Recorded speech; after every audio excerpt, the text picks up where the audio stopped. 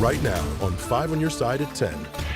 Arctic blast. The transition to bitterly cold weather this weekend comes with rain, then snow and wicked winds, where the snow and wind could be a big problem. They vanished without a trace. The search tonight for several missing people, including children, and the possible connection to a spiritual cult. Our top story, a shocking fight between a student and teacher caught on camera. She really couldn't talk. She don't understand why. She was crying. Tonight, the 65-year-old teacher's loved one says something needs to be done. That fight unfolding earlier today in front of a crowd of students at Normandy High School. Good evening, everyone. I'm Kelly Jackson. And I'm Mike Bush. Tonight, school leaders say they are working with police and conducting an investigation of their own. 5 on your side's Brent Solomon is learning more about what led to the violent confrontation. Take a look at how a student drags a 65-year-old science teacher who's already on the ground. It appears the teacher tries to restrain the student as the student kicks and throws blows. It happened outside of a Normandy High School classroom Wednesday. The veteran teacher taken to the hospital shortly after. Is she in pain? Is she okay? Oh yeah, she's banged up pretty bad. I'm at work and I get this video. She was circled up. Greg Stanton says his significant other told police a student left class and eventually returned to get her book bag. When she told the student to wait, he says the student pushed past the teacher, grabbed her book bag, and attacked the teacher. Well, where were the police? Where were the parapros? In a statement, Normandy Schools said, "We have launched an internal investigation to gather all the necessary facts surrounding the incident, and appropriate actions will be taken based on findings of these investigations." Teaching is one of the most difficult jobs in the world. Education consultant Ian Buchanan is a former principal in Normandy Schools. What does a teacher do? Let's say hypothetically a student swings at you. What's the ideal response? There are a number of techniques that many teachers have been trained to use and execute. And so I think first is to resist that first reaction to response in a defensive way. I definitely wouldn't want it to be an eye for an eye, so to speak, or a tit for a tat. At the same time, just in case you didn't know, teachers are human beings. And so we can talk about all of this theory about what is supposed to happen, but when you're confronted with those situations, who knows what might happen. Brent Solomon, 5 on your side. Police tell 5 on your side criminal charges will be sought against the student through the St. Louis County juvenile courts. Loved ones say the teacher is in pain but is expected to be okay. Clear, calm, and chilly across St. Louis tonight. We have one more quiet day before our next weather alert day. Weather First Chief Meteorologist Scott Connell is tracking our next round of rain and snow and the timing of an Arctic blast. Yeah, we got a lot of things going on in the weather world here over the next few days. Here's the deal. Tonight into tomorrow, relatively quiet around the St. Louis area, taking up to North St. Louis County right now in Florissant. This area will likely be seeing some snow on the ground by this time Friday. Not a lot, but the colder air will certainly be moving in. Right now, it's squally snow weather up across parts of Iowa into northern portions of Illinois, and that will continue to stick to our north. Our system for the weekend is actually right now coming in across California into Nevada, and it will move across the southwest and head towards us. This one, unlike previous systems in the last week or so, has a lot of Arctic air right behind it. That'll be surging in as we head into the weekend.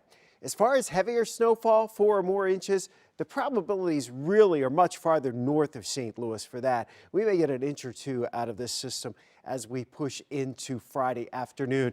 The timing on that could be a problem, though. So rain to snow on Friday. Winds are really going to get gusty. Could see some 50-mile-per-hour wind gusts Friday evening. Limited snowfall, but the Arctic surge will lead to sub-zero low temperatures by early Monday morning. Wind chills will be well below zero, and another chance of snow on Sunday. More on all of this in just about 15 minutes, Mike. And stay on top of our changing forecast. When we're not on the air, you can stream the latest Weather First forecast and our newscast on 5+. It's free to download on your Roku, Fire, or Apple TV. We can also send the forecast straight to your phone. Just text the word weather to 314-425-5355. Tonight, we are still following a developing story in St. Charles. Just hours ago, police say 2 men were shot during an attempted robbery near Moore Avenue and Transit Street. That's in the city's Frenchtown area. 5 on your side's Robert Townsend is live outside the St. Charles Police Department with the latest on this. Kelly, police are still talking to that man that they took into custody. Now, we're also told that the shooting victims are expected to survive. Here's much more on what I learned just a few hours ago. There were many people who called us. Neighbors called St. Charles police after multiple gunshots rang out shortly after 1:30 Wednesday afternoon in the Frenchtown area. 2 guys had been shot. Police found a 29-year-old St. Louis man in an alley in the 200 block of Transit Street. He suffered gunshot wounds to his legs, his left hand, and shoulder. Officers also located a 23-year-old man from St. Charles inside a house on the same street with a wound to his leg. We don't know the relationship between these people. That's something that we're working on. Tips came in that another man was seen running from the scene. Officers searched dumpsters, canvassed the area, and found that man in the 2000 block of nearby Moore Avenue. They called him a person of interest in the shooting that left more than a dozen evidence markers on Transit and the street blocked off for several hours. Well, initial investigation is saying that it could possibly be an attempted robbery. So we have responded to this residence in the past. It's a rental, so we're not sure if those prior calls are involving the people who are living there currently. That's something that we're looking into.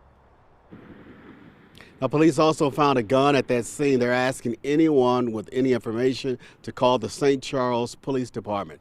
Live in St. Charles, Robert Townsend, 5 on your side.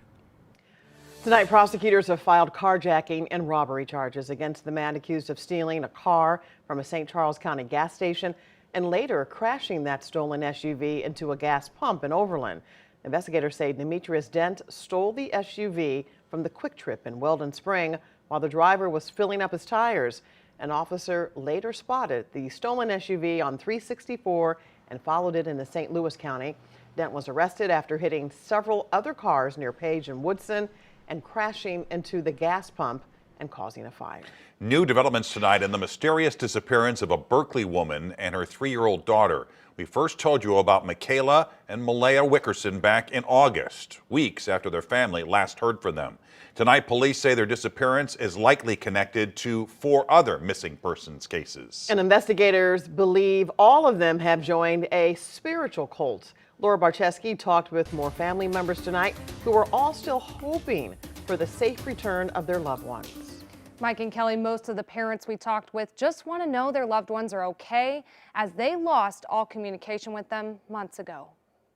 Berkeley police say they started looking into the disappearance of these 6 people on August 12th last year. Michaela and her 3-year-old daughter Malaya Wickerson, Michaela Thompson, Garielle German, and her 3-year-old son Ashton Mitchell and Naaman Williams. Police say they were living in a rental home near Lambert International Airport on Graham Lane and had joined a cult following the teachings of Rashad Jamal, who is currently in prison for other crimes in Georgia. Neighbor Carrie Roberts says she saw strange things happening at the house, including meditations outside, sometimes without clothes, and originally it was only the Wickersons who lived there. All of a sudden she had new company to move in, and then things started changing. After that, she wasn't Michaela no more. They were last seen at the Quality Inn in Florissant. Wickerson's mother, Carticia Morgan, says her daughter was mentally ill and they were concerned about her for a while. She was probably suffering from postpartum depression, meeting these people online, and they just preyed on her weakness. German's mom, Shalita Gibson, says her daughter and grandson left their hometown in Mississippi very suddenly, and she remembers vividly trying to get her to stay. And I said, you don't know where you're going. I just got a bad feeling about this. Something just doesn't sit right with my spirit. You need to rethink this. Investigators say behaviors of Jamal's followers include changing their name to a spiritual god or goddess, going off the grid, and entirely disconnecting from loved ones. Dr. Stephen Hassan, who helps people affected by cults, says all of these things are pretty common in cult recruitment. People feel like they're chosen and they're special, and They're finally realizing their purpose or their higher nature. Gibson says German also left a daughter behind, and all these families want is to know their loved ones are safe and someday hope they'll come home. I would like for her to have a conversation with her daughter, who wakes up at night screaming for her mom, who asks why her mom isn't here. Anyone with information is urged to call the Berkeley Police Department at 314-524-3311. Kelly. Thanks, Laura. Tonight, we are hearing from the Clayton School District about plans to buy the former Caleres headquarters in downtown Clayton. The multi-million-dollar property is next to the high school. Now the district is getting pushback from residents and even former mayors of the city. Concerned the city could lose critical tax revenue and even a potential increase in taxes. In a letter to residents, the school board admitted its lack of transparency and says it could have done better at communicating its intentions. The president of the Clayton Condo Building Association says he does not like the deal. The taxes in the future would absolutely have to go up, because the lack of that money from the development would not be in the revenue budget, but the expenses of running the school district would continue to grow, and the expenses of running the city, I know, are growing. A spokesperson for the Clayton School District says they have not announced when they'll close on the property and are still in the due diligence phase. The next school board meeting is a week from today. A live look now at St. Louis Lambert International Airport, where a study is underway tonight to determine if 2 terminals are not better than 1. The FAA has started its environmental assessment of the plan to consolidate Terminal 1 and Terminal 2. This is a necessary step before a revamp project can move forward to the design and construction phases. The plan would bring all airlines into the historic Terminal 1, add thousands of parking spots and spaces for restaurants and retail. Getting financially fit in the new year. It's really good just to start small and start building those financial muscles. Tonight, the experts weigh in on how you can build wealth while making ends meet. Up in arms over the Cardinals' off-season spending. Sports director Frank Cusimano gives his take on why the DeWitts need to come to the plate with their checkbooks. Weather first, weather alert days, Friday, Sunday, and Monday.